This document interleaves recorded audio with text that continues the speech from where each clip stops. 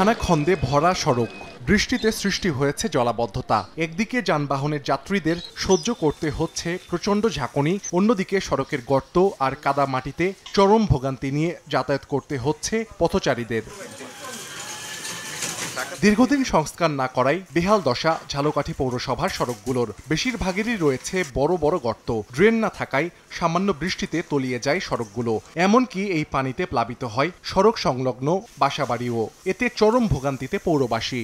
এই রাস্তায় আইলে পানি খাওয়া লাগে, রাস্তার অবস্থা খুব ভালো, এমন বাঙ্গা একটা আইলে রাস্তার নাটলো সব ভিল হয়ে যায়। বৃষ্টি হইলেই নদীর সাথে রাস্তার সাথে এক হয়ে যায়। 1 নম্বর পৌরসভা হইয়াও আমরা পৌরসভার কোনো সুযোগ সুবিধা উপভোগ করতে পারি না। রাস্তার জল যদি সব ঘরে থাকে, কিভাবে ঘুমায় আর কিভাবে কি রান্না করে। মেয়রের একটা উদ্যোগ নেওয়া উচিত, কিন্তু মেয়র সাহস করে উদ্যোগ নেয় না, হয়তো ভোট কমে যাবে এই সন্দেহে।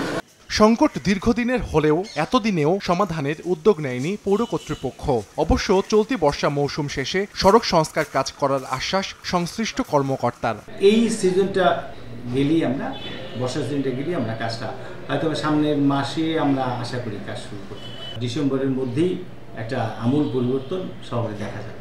ঝালকাঠি পৌরসভায় মোট পাকা সড়ক রয়েছে 21.7 কিলোমিটার। সময় সংবাদ, ঝালকাঠি।